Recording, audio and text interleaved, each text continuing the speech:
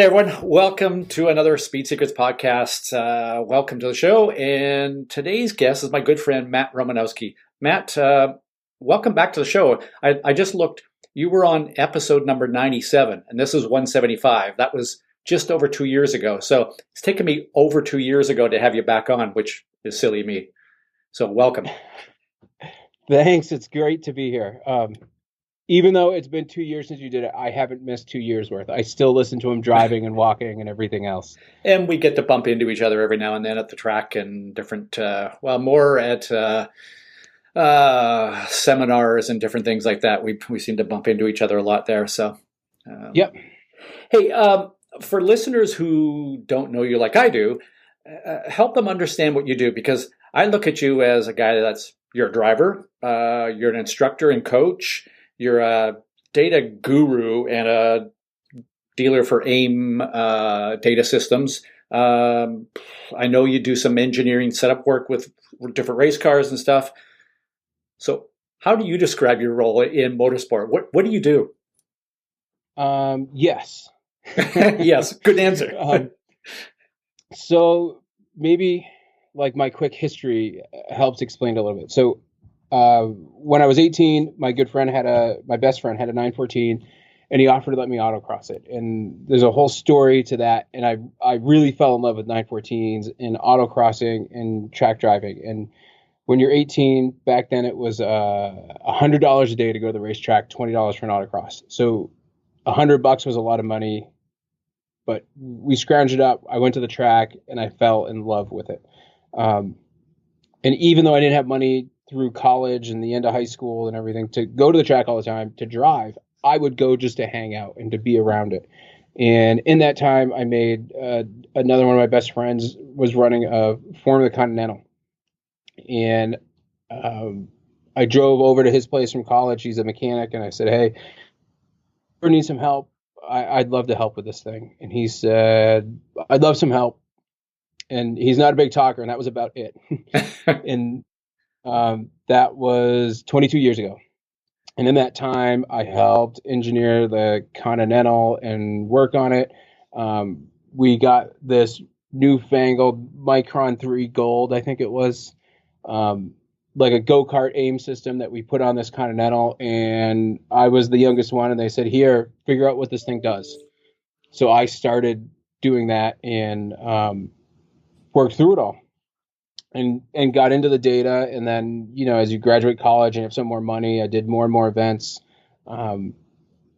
worked with everything, and got to the point where now I travel with some of the Trans Am 2 teams and do a lot of local events. And I do everywhere from the data, and I instruct for the Porsche Club and love doing that, to coaching drivers at all different levels. This summer, one of the great parts of it was the local membership tracks were able to stay open, and I would go there and just work with a bunch of the members on their data system and then how to interpret the data and then give them some tips and tricks to try to go quicker. So I guess that's the really long answer. And then I'm not an engineer by trade, but being the data guy, and I always joke that my car is the test bed for so many sensors that you start looking at it and you measure something and then you go, well, what can I do with this? And I start cycling through that to figure out what it means and what the changes mean to the car. And in doing all that, you kind of build this human database in your mind of the car does this, try this, kind of if thens. And, sometimes it's throwing spaghetti at the wall and sometimes you really know what you're doing. Well, I'm curious. If you could only do one thing in motorsport, drive, instruct, coach, engineer, data, sell, all that. If you could only do one of them, which would it be? Because I'm just curious. I kind of want to dig into who you are, Matt. That's a tough question, because I enjoy all the roles for different reasons. Maybe it's easier to say what it wouldn't be. It wouldn't be engineer, because there are people that are far better and smarter than me that do it. I'm assuming that doesn't mean that you wouldn't want to do it, but you wouldn't want to do it as much.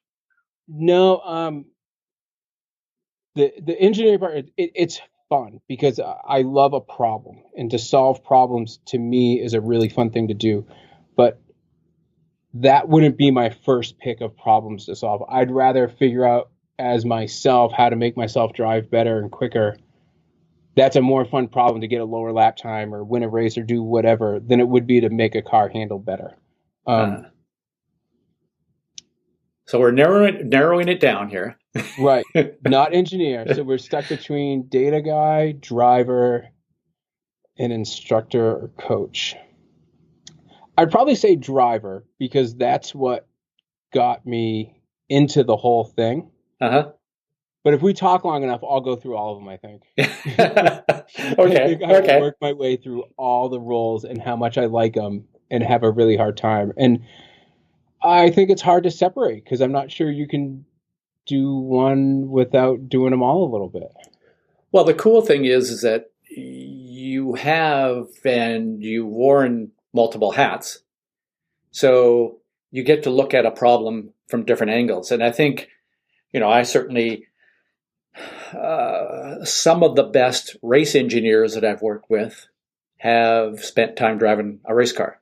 And, some of the best data people have either spent time as a coach or as a driver. Some of the best coaches I know, they've done enough driving, but they also have done a little setup work with the car. So I think, I'm not saying that somebody should just bounce around and be the jack of all trades, but master of none. But there is a point of you have those different perspectives. You can look at a problem in different ways, right? Yeah, and I think a lot of it goes to when I show up at the track and everything I do, I always try to look at it and say, how can I be better? Like when I tell people, when you wake up in the morning, you kind of get a choice to be the same or to try to be better. I always try for better. And that's in everything. That's being a parent, that's being a husband, that's being a driver and a data guy and a coach and whatever it is. And I think in doing that, it forces you to step back sometimes and go, okay, I'm looking at this with my driver hat. And if I step back and I go, well, what does the engineer in me look at? And what does the coach in me look at? And what does the data guy in me look at? I think it gives you a more complete picture. It's a more holistic approach that you have a better perspective. Yeah. Well, this is obviously this past year, pandemic year, and who knows what's going forward here. But looking back over the past year and looking at things from different perspectives, kind of what surprised you? Meaning, what have you learned, or what have, looking at different drivers, at different data problems or setup problems or whatever, has there been something that sort of jumped out at you this past year going, you know what, that I wasn't expecting that. Either you learned something new or you expected everybody to know that and they didn't know that. Is there any big surprises over the past year that you've had? You know what? I think it was a human thing, not a race car thing, that I learned from all this is the dedication and the passion that people have. I was amazed. I was emailing with someone that I actually, another one of our mutual friends, Eric Meyer, and the great program he has going in NASA Great Lakes. And I'm fortunate. I made a bunch of friends with those guys, and I was messaging with one of them, and he said, yeah, even in this rough year, I had 66 days at the racetrack. Yeah. And he doesn't belong to a membership. He's traveled all over to do it. And I went 66 days. I said, that is a terrific year in a regular year for most people to drive. This is a guy with a day job that his passion, his love is to go to the racetrack. But I said 66 days in such a rough year. And I was like, that is total dedication. And not in a reckless way, right? He didn't, without getting into the COVID situation and safety and everything, he was careful. He did everything that he could to be safe and to do that. And I said 66 days. That is amazing dedication. And doing some of the local stuff this year is how many people were dedicated to going to the track and bought new cars, or, worked on their car, worked on their craft and them, and how many people used it as an outlet to get away from all the other stuff in their life. One really great friend that I have said he would hit the racetrack Friday. He's fortunate he belongs to one of the membership tracks. He'd hit it Friday afternoon on the member days, go back home for the weekend, and then hit it again first thing Monday morning, and then go in Monday afternoon. And he was like, he said it made him a totally different person for the week. Well, I think that so many people look at what we do at the track is, I think a lot of people who don't understand the sport look at it going, wow, that must be stressful. No, it's the most relaxing thing in the world, right? Because you're just so focused on one thing. And, maybe it's been even more important over the past year because of that. Yeah. And, sometimes it is stressful, right? When you're in a race weekend and you have problems and everything, it does get really stressful. And some weekends you definitely return and it was work. And other weekends you have that serious letdown on Monday that you're not at the track anymore. Yeah. Because it's fun. And I joke with people, I know when I've really been traveling a lot because I will wake up in a hotel room. And the last time, it's kind of funny, we were at Road America. We stayed at a lot of Hampton Inns. I was going to get breakfast and I said, oh, it's omelet day. And I went, oh my God, where are you? Yeah. And I went, okay, I'm at Road America. I went, I'm at a Hampton Inn, so I'm at a race. We're at Road America. And then I was able to, I'm in Wisconsin. I whittled it down to the city. And then, you're like, okay, I know where I am again.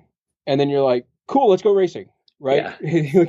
Out of this moment of panic that you've kind of been on the road so much, you don't know where you are anymore. And then all of a sudden you go back to, you're like, oh, this is awesome. I'm racing again. Yeah, I've had that going back to the hotel room, and you get that little plastic card, and you're going, "Am I in 315, or was that last week I was in 315, and this week I'm in 210?"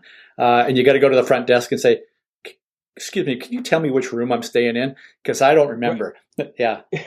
Or the one I had the other day where I'm landing. I'm in the airport or in the airplane. I'm landing back at my home airport. Just as I land, my phone lights up and it says, "You can check in for your flight tomorrow." It's like, right. I'm just landing and it's telling me to check in for my next flight the next day. That's when you're traveling too much too. So, right. But even then, it's. You have a moment of work or a moment of you're like, oh man, another flight. And then as soon as you get that routine going, it's exciting and exhilarating. And it's this thing that we all love so much. Yeah, well, I think, was that earlier this year or last year when we were in Indy at Eric's Instructor Summit, and you and I were in the Indy airport Sunday night afterwards. I think and we were kind of going through our airport routine. How quickly can you walk up and get through TSA clear, get through the line and get down there, do your regular routine before getting onto the plane. We were joking about that.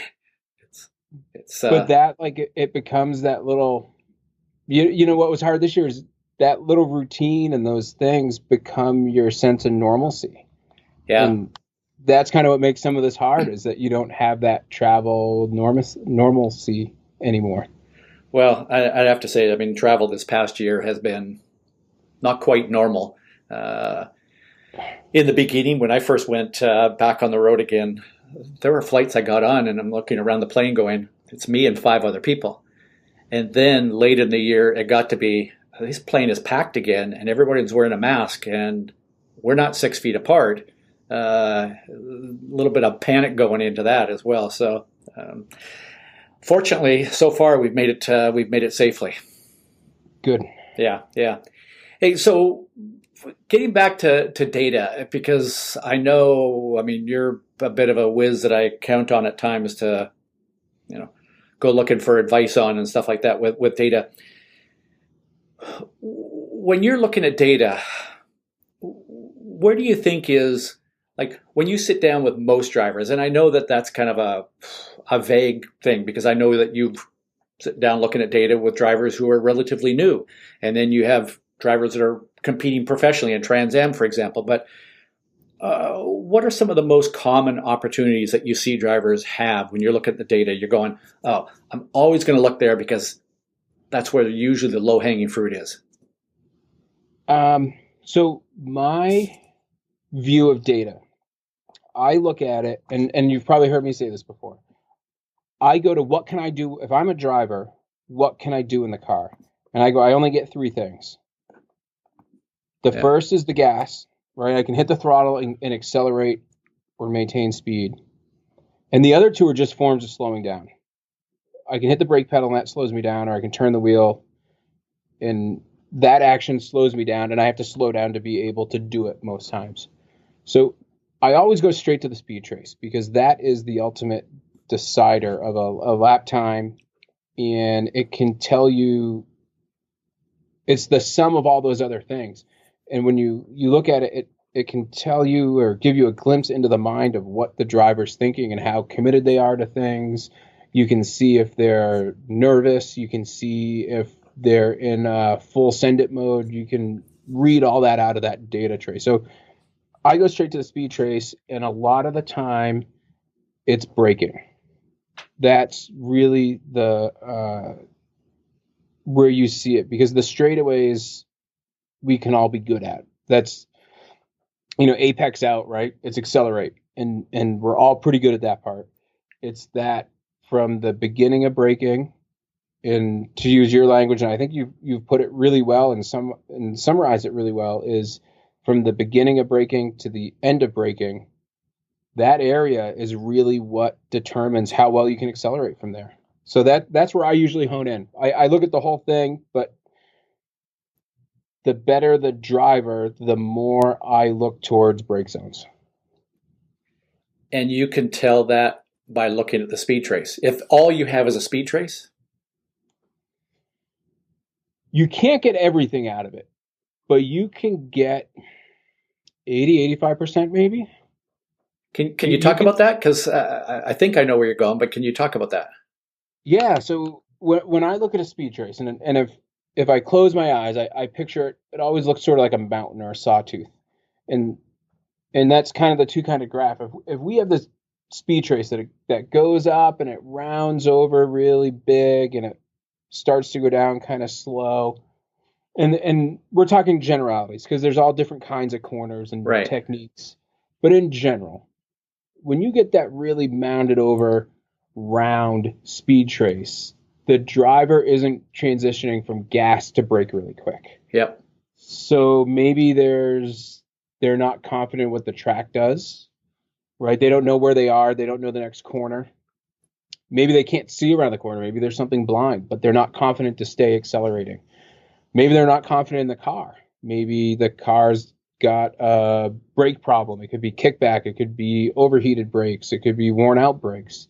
And then I look at the slope of the slowdown. So from that high point to the minimum speed in the corner.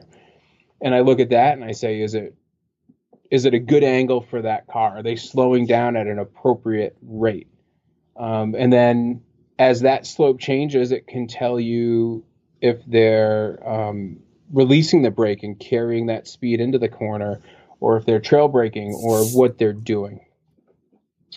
So I kind of look at all that and have a mental picture of what might be a great trace in general. And then you start to bring in the track specifics and the car specifics. And then when you get down, when you're working with people down to we're trying to pick up a tenth or half a tenth, sometimes it's technique, that this little technique of how somebody does the final release versus somebody else changes, but gets them the same result on the way out. And it's not necessarily there's no right or wrong. It's I know it's the answer. I've heard you say it so many times. It depends. Yeah, it's the fallback. It depends. Yeah, Right. But yeah, you see that when you look at guys who are really great is one master, one super skilled driver says, I do this and it's the only way to do it. And somebody else says something that's a little bit different. And their little tiny technique is different, but they get largely the same result.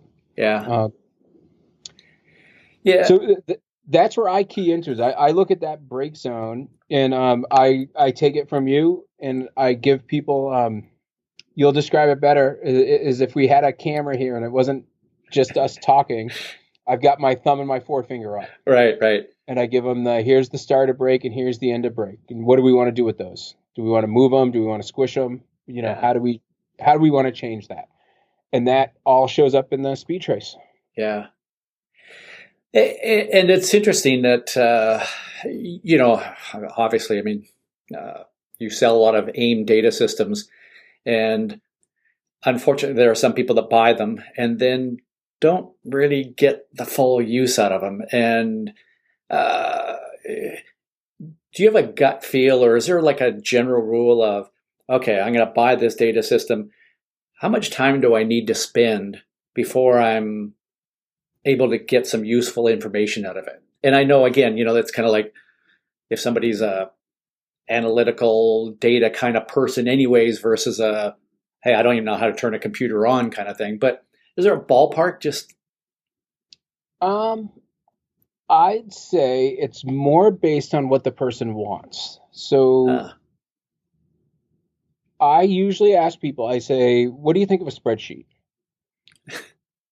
And somebody goes, oh man, I make a spreadsheet for everything. And I go, you're going to love data. Yeah. Because it'll speak to you. And then you get someone that says, spreadsheets, yeah. I think that has to do with balancing my checkbook. And I don't do that either. Okay. And I go, ooh, data might not be the most intuitive thing to you, but I think you'll like the video. And then a lot of times I'll share a video and some data with them. And I say, we'll look at it a little bit and see what they think. And I found that works pretty well, that the people that don't like spreadsheets and don't do numbers, the video speaks. I think I get my brain sides mixed up, but is that left brain is art? Typically the other way around. Okay. So, right. See, I always get it mixed up. Yeah. I think if you're that right-brained and the art really works for you and all that, then I think the video works really well and speaks to you. And I think if you're left-brained and the numbers really speak to you, then the data and the squiggly lines is right up your alley. I'm going to put a spreadsheet together that has left brain and right brain and the characteristics under it and send that spreadsheet to you. How's that? It'd probably stick really quick. Do you want a video of it though too? That would be a little harder for me to learn, I think. Okay. And I'd say that brings up something, and towards the idea of this year too, to go back to that question a little bit, and in how long it takes someone to learn data, is listening to your podcast, and you'll have to help me with the author's name, and you'll have to help me with the title of the book. What is your favorite book? Thinking Body, Dancing Mind. There we go. Dr. Jerry Lynch. Yes, yeah. But one of the things I really took out of it is, and you might be able to fill in the story a little better than I give it, was it talked about an athlete who was kind of at the top of their game, did really well. As time went on a little bit, they weren't performing well. They were getting frustrated, but life had changed, and I think it was business changed. And the author's name is Jerry Lynch. Jerry. And he worked with them and said, well, what's going on? And they said, I don't have the time and everything. He goes, well, your priorities changed. Like your priorities now, your kids and your business, and it's not quite as much as this sport. And if you don't have that priority and you don't put that effort and work into it, you won't have that same result. And I said, man, how many people in driving does that apply to? Yeah. And then I think it applies to data, that for some people, we've got members in the clubs up here and guys I see all the time that their version of having fun at the track is digging into the numbers, and they might run one session and do 3 sessions worth of data, right? And they want to know exactly how much did that wheel pick off the ground and how many rotations did it have before something happened. And then there's other people that their version of fun is the social aspect, right? They missed run sessions, but they were hanging out in the paddock with their friends, and it was terrific, and that's all they wanted. And then other people, it's just the driving. And I think that the idea that priority is really what changes for everybody and determines it. So the people that don't put any priority on learning data, sometimes it's that nobody helped them, and sometimes they get all they wanted was a segment time or a lap time, and they go, oh, that's great. That's all I wanted. Actually, but two great points there. One is the last little bit you just said, nobody helped them. I mean, yep. You can hand somebody some tool and say, here you go. And for some people, they like figuring it out. And a lot of other people is like, unless I've got somebody to kind of help me through the first little bit of it, I just get frustrated and it sits on the shelf then afterwards. So that's another one. The other thing was that as you were talking about the priorities, I think this past year, obviously, for some people, priority one became safety, health, family. Yep. And some people didn't go to the track as much or at all. And then there are other people that, I'm not saying that the safety and health was not important, but they also recognized, I guess, the mental health that comes from that social part, that relaxation part, that the challenge part of going to the track is still important to them.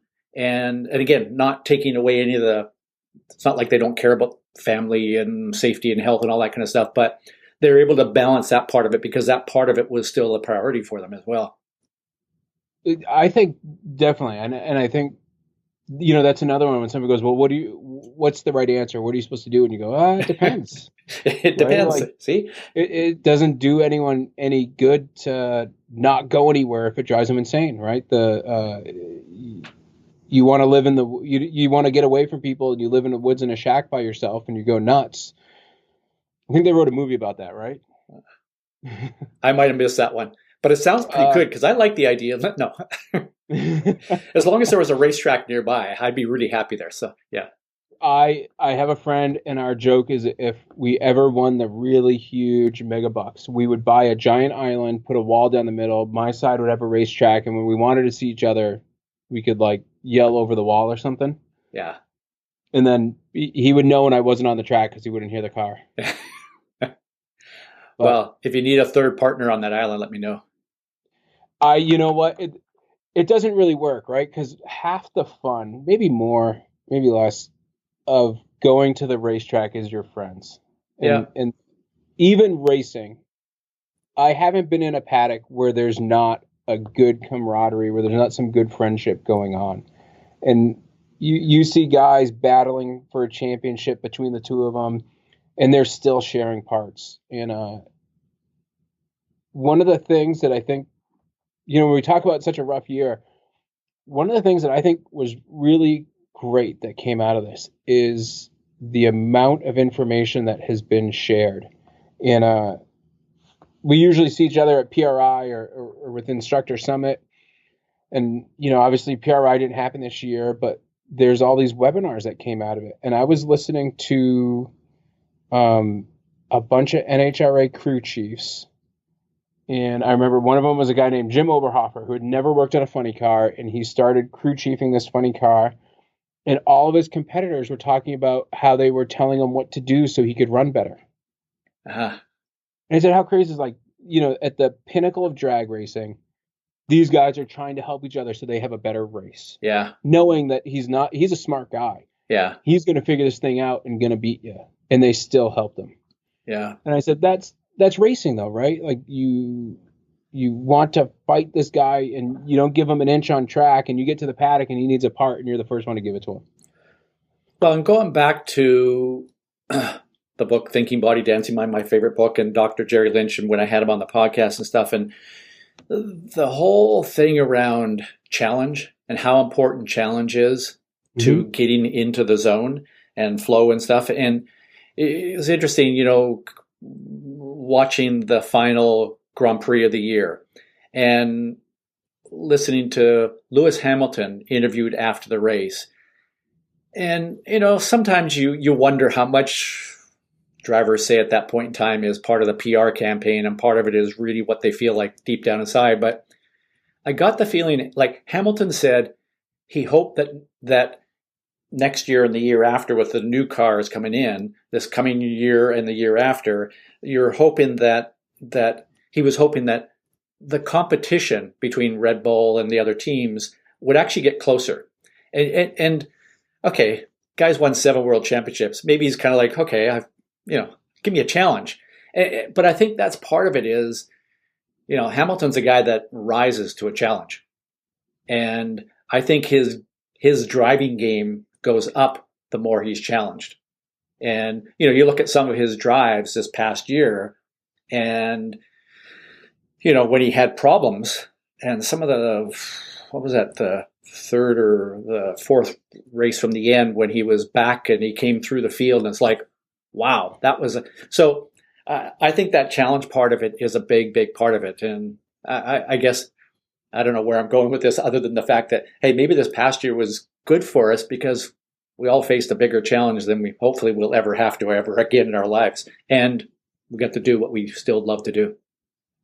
I think definitely. And challenge is such, my experience and the folks I've worked with, challenge is such an important factor of performance that I think, when you lay down to bed and you have these dreams, you're like, what would be an amazing race? And you go, a car so fast. And I don't know, somebody told me it was Mark Don who said it, but I don't know if it's really true. But they said, you want the car that you could lap the entire field, including the guy in second, and drive around the rest of the race and wave to the fans. And you go, how cool would that be, right? To have a car that dominant. But at the same time, you go, I don't know if it'd be that fun. You'd want to do that once. Yeah. Oh, yeah. That's a bucket list, right? Yeah. Everybody, you want to like just totally dominate a race. But when you think back to your best drives and the most fun you've had, it's been battling for a spot inches away from someone. That's the thing. I know my driving, I can picture it. I can close my mind and imagine it. It was me and 2 other 914s for half an hour around Lime Rock. And I can still picture it, all of us drifting into the left-hander and through and onto No Name, all sideways right next to each other. This was before drifting was a thing, but it probably looked like a drifting event. And I can still picture it, and just, if you could see me, I have this big smile. It was so much fun. And it wasn't about beating anyone. It was that driving and that challenge of driving with someone. Well, it's funny because I ask a lot of drivers, tell me about your best performance in your life. And I would say more times, 80, 90 or more % of the time, it's not, I dominated the race and I lapped the field. It was, I had this battle back and forth and we just battled back and, and sometimes the answer is, I finished third, but I'd started dead last and I came through and finished third, but I was just an amazing, and the word that maybe they didn't use, but I think was on the tip of their tongue was, it was a huge challenge. And I rose to that.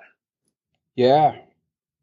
And that's, when you talk about, I know the popular thing to say is to be your best self. And I don't usually say it that way. I'd say, you get to be a better person every day. When you do those things, you go, I need the best out of me today to go from last to try to get a podium or to get the points that I need or whatever it is. That's the challenge you have to raise yourself up to, and you accomplished something, right? You had a bad day, whatever went wrong, you overcame and did something. And that's, you solved a problem. You had fun doing it. Well, and so to kind of, we're getting closer to the end here, Matt, and I know that you've got other things to do, but got a little bit of time here. But one of the things that you and I have spent a lot of time talking about in the past is the preparation. And it kind of leads to all the stuff we've talked about the, constantly getting better and the challenge of that and whether it's using data. One of the things that you wrote a piece for Speed Secrets Weekly a while back, I think maybe it was might have even been last winter, was or the winter before. I can't remember. You've been doing that for so long for me, but it was around taking the time in the off season to look at your data and almost practice using your data in the off season. Thinking about how do you structure your files, where you're going to store stuff. Hmm. Talk to us a little bit about that, just the kind of the off-season preparation that you can do. Let's focus on the prep stuff or the data stuff for the moment here. And it's funny you bring it up. That is what I have been doing for probably a week, Mm-hmm. is prepping for next year. So, in my life, I use the AIM systems almost exclusively.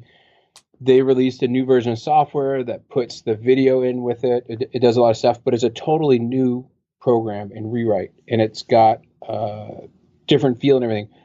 So one of my big preps for next year is really learning that software. And all different data systems have different names. Sometimes it's a sheet, sometimes it's a profile, layouts. I've been building those, so when I'm at the track, I'm ready, that I can click a button and have the information that I need from it ready. I've been getting kind of my data files. I have a new laptop. I've been getting all my data files in order so that I'm ready to do that. The same thing with video, is getting all that configured and ready and in the hauler, so that when we show up at the track in January, we are ready to go. And I'm not going, oh, hold on, what button do I click again, and what do I do from there? It's funny. I'm chuckling here a little bit because driver I'm coaching is doing LMP3, but also doing LMP2, and the data system that's homologated with the LMP2 car is the Pi data system, which Mm-hmm. I haven't used Pi in, I'm going to say, almost decades. Right, And in my coaching world, one weekend I could be using AIM, the next one I can be using VBox, then I can be using Motec, and then but right. now I'm kind of going, oh man, I got to learn Pi again. And what I've been doing is just gradually chipping away at going through that and looking at some data and trying to get so that kind of what you talked about in the very beginning. How can I very quickly just go in the data and go boom, boom, boom? Okay, right there, I can get some very quick answers so that we can get on with the debriefing and coaching and stuff. So that's a big part of it. And as simple as, where do these files get stored? Right. How many times you at the track, and it's really great to be able, when you're working with a team, that you maybe have two cars, or you have another driver that you can share data with. Um, you just want to share a data file or a video file, and you have to go, oh man, where do I have it? And we all know the time at the track is so limited, and the weekends can get so rushed through the event, that you need to be able to do that quickly, and it needs to be second nature. You can't be fumbling through it, and it can't take you 20 minutes to get somebody a data file, because in 20 minutes the car's back on the track and you lost the opportunity. Yeah, a simple thing that, one of the things that I do after every event is I upload all the files, all the data, all the video and everything to Dropbox so Mm-hmm. that the driver and I can share that information. Yep. But a mistake that I've made is then sometimes we'll get back to the track and it's like, I need that file, but it's in Dropbox and we're at a track, and trying to get that video download Dropbox at a track using cell phone, it's like, this is going to take forever. So one of the things that I'm doing in the off season here is just, I'm going to set up a portable drive that's going to come with me, and I'm going to have all that stuff on that. So simple thing. It's like, well, duh, why didn't I do that before? But just, having a small remote drive that all of that stuff is also on that, so that I can reach into the bag and pull it out. And yes, that is the exact, I see you pulling out that is the coolest little drive yes. It is. That's It's a just so two funny you're terabyte, doing or that. is that a two? The listeners here can't see, as you're describing that and what you've done. I have the biggest smile, because I think we have all been there. Yeah. And I've done the same exact thing, that I'm trying to hotspot my phone, and I'm like, oh, I wish I had this video from whatever.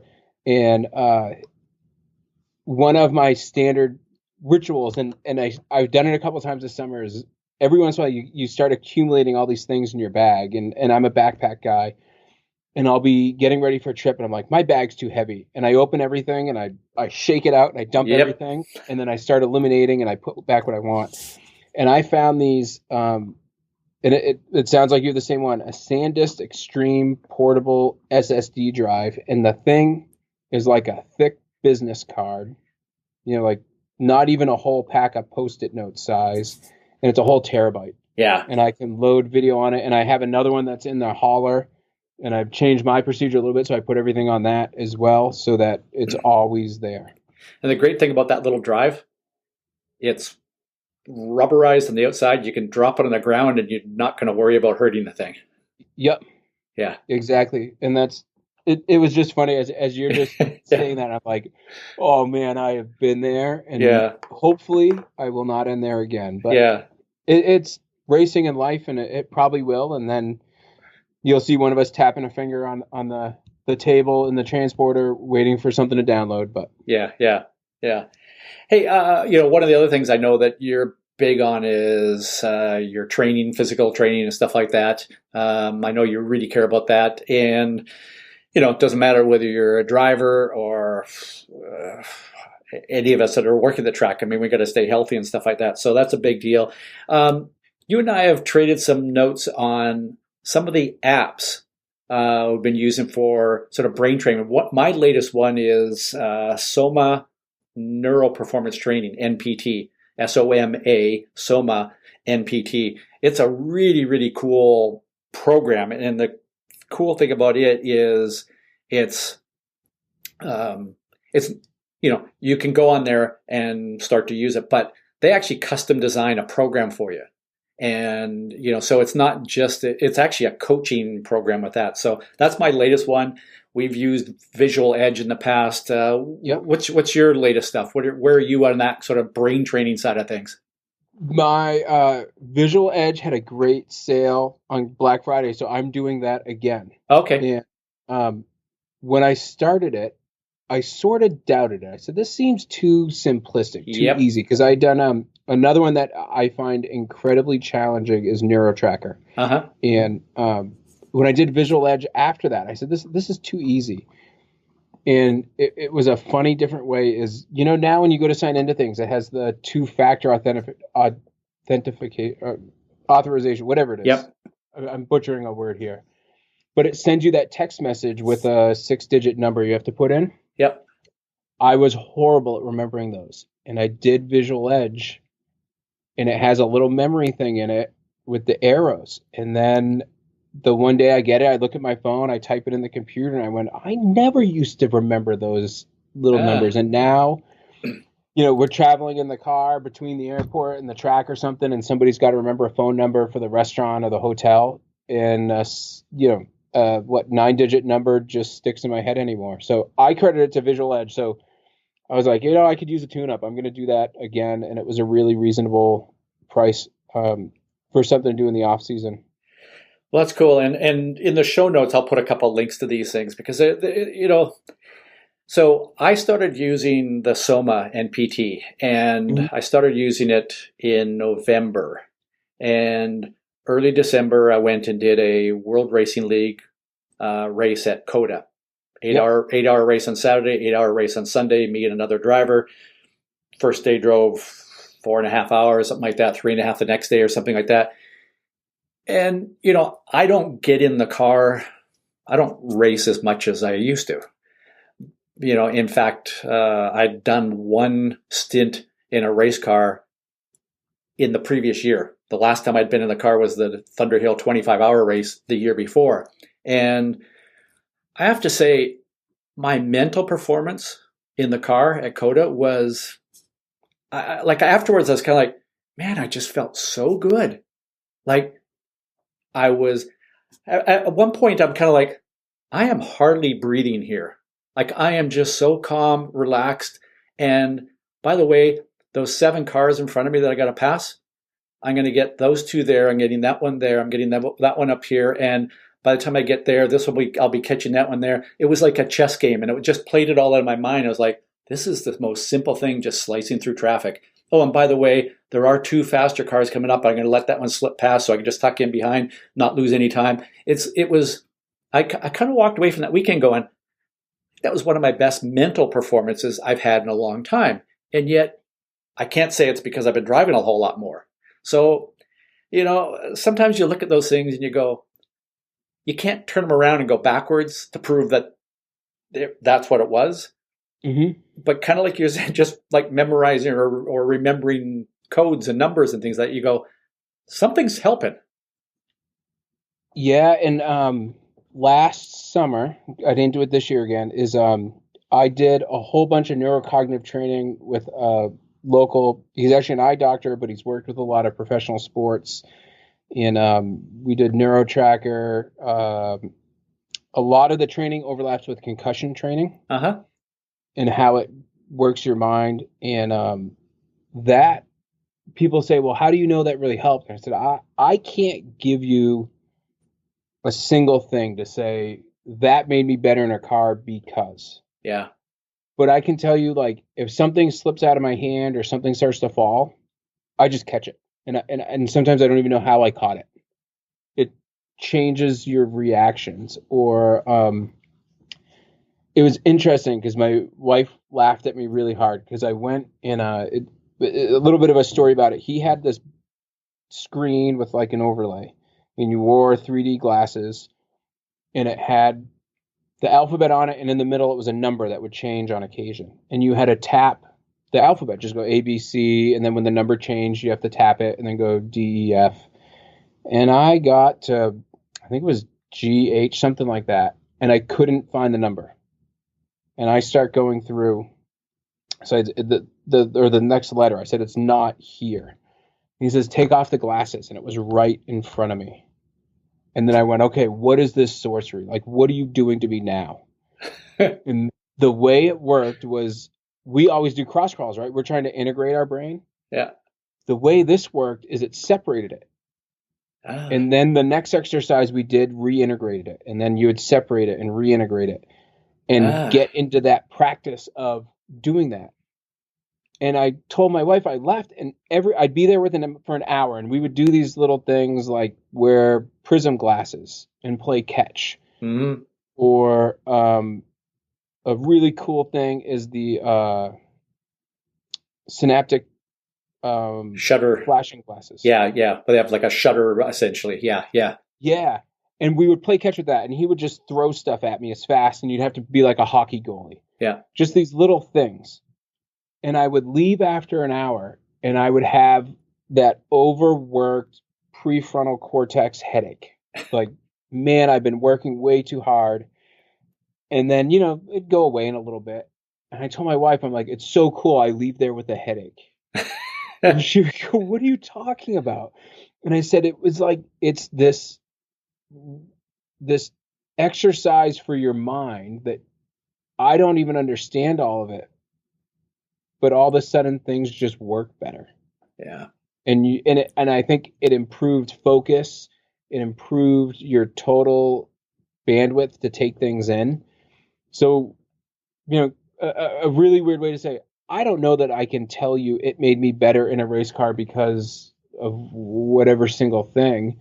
But I can tell you I do those kind of exercises. I get in a race car, and just like you said, is where all these cars are, and you have a plan. And oh, by the way, that next car you're going to overtake, look at the front right tire. Yeah. You see the guy, it's oversteering, and you go, oh yeah, he's picking a wheel up, and look at that one, he's doing it too. Oh, I think there's something up here, and then you catch the car before there was a slide, and like you said, I can't tell you it did one single thing, but I know I perform better. And everywhere, right? You sit down to write an article, compose an email, do a podcast, and your focus is a little bit better, and you're more in the zone of doing that thing. And because we can't prove it, some people go, oh, well, it doesn't work, or it's placebo. And maybe it is, but if that works, who cares? But the flip side is, why wouldn't it work? We all know that if we lift weights, it exercises the muscle, it gets stronger, it performs better. Why shouldn't that work with our brains? I'm a big upside and downside kind of guy. So I go, for the amount of money we spend to do some of these exercises is pretty minimal in terms of what we spend on our cars. Yeah.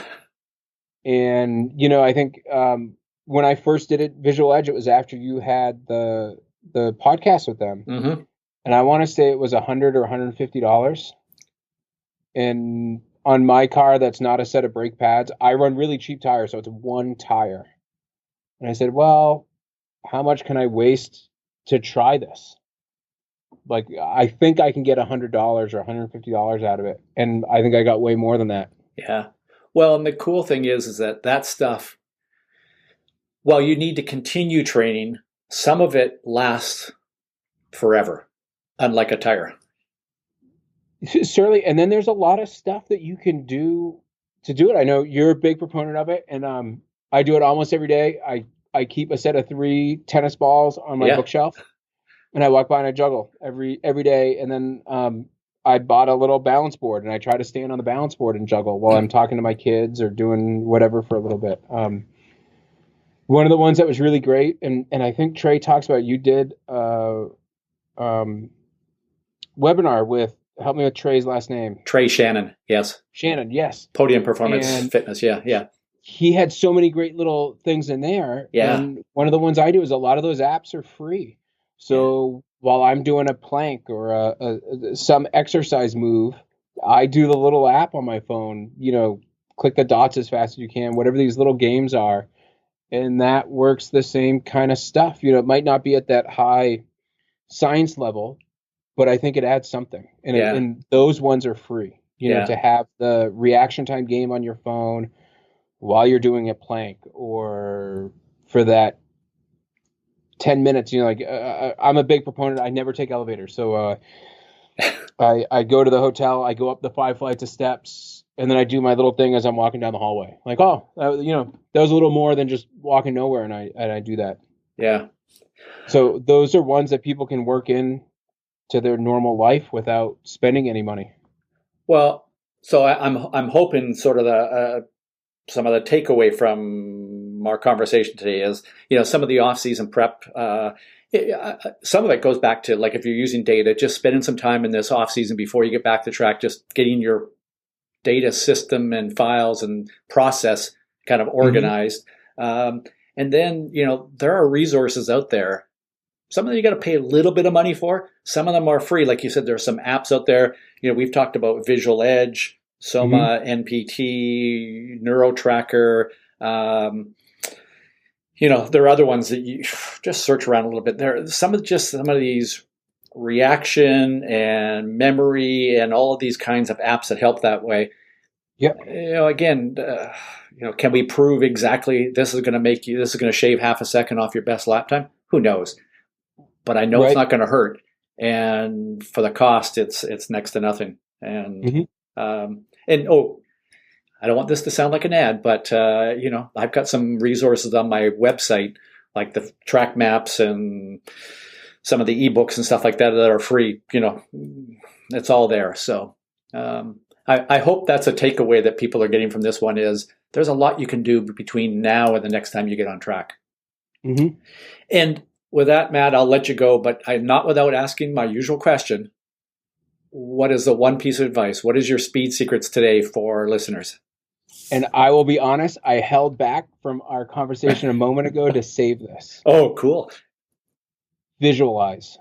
Practice visualization. I have always done it for my track driving and other things. When I water ski, I visualize before I go for a run. And as I'm floating in the water before the boat goes, I'm visualizing getting up and my ski run and everything else. Work on it and everything. This summer, I put a patio in the house. And for the week before I did it, every day I visualized exactly what I was going to do. And it was pretty amazing to do it in something that had nothing to do with a sport, to visualize all this. And then when I went and did it, it really was a case of, it's the first time I ever put in a block patio. I'd say when I physically did it, it was the second one I did. because I had done it all in my mind, and it went amazingly easy because it was all planned. And even in that kind of perfect visualization, I knew how to move the sand and what I was going to do and the steps and the order. So I would say my speed secret, my tip is practice visualization, not just in your driving, but do it in all parts of your life. That's very cool. And I'm writing that down. It reminded me of, and by the way, you and I are alike because I did a little yard project back when we were in full down lockdown mode. And it's funny how many times, like the night before, I'm kind of like, okay, tomorrow I'm going to place that there and I'm going to do this here. And, so by the time you go and do it, you're kind of just, like you said, you're doing it for the second time. And it reminded me, and I just wrote a piece about this, I relate the story about Michael Phelps, the winningest gold medal Olympic winner ever. And his coach, Bob Bowman, taught him how to visualize and use mental imagery early in his, I forget what he was, like 10 or something like that. And taught him to always visualize how the race is going to work out and how he's going to, strokes and everything. And in the 2012 Beijing Olympics, one of the races, Phelps jumps in the pool and his goggles immediately fill with water. And now he's swimming blind. And he swims blind, goes to the end, comes back to the other end, and wins the gold medal blind.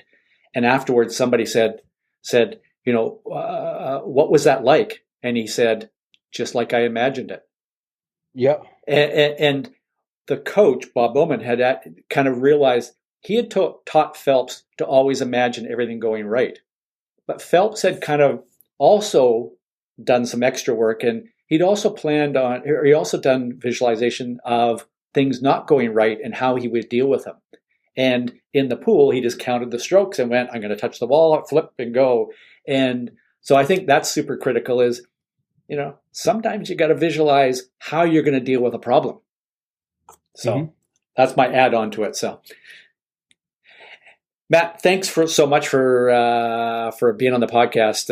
Again, always fun talking with you, and this is cool conversation. We could go on, but thanks for that. I don't know when or where I'm going to see you next, but I know it's probably going to be hopefully early in the 2021 season. And stay safe and healthy, and as always, keep learning and having fun. Thanks, you too, Ross. Here's a reminder if you want to continue learning. Ross has some excellent recorded webinars that you can purchase and download from the Speed Secrets website. One of the most interesting and informative is the session titled Data for Drivers. It's more than 2 hours of content, with many examples that take the mystery out of data. In fact, the webinar is pretty much a collection of real-life examples. And as the title indicates, it's for drivers, not just engineers and data gurus. When Ross did it live, he thought it would be only for relatively inexperienced data users. They loved it. But a big surprise arrived. Ross heard from many very experienced data users that they learned a lot from it too. So whether you are a data novice or a data devotee, check out the Data for Drivers by going to speedsecrets.com/webinars.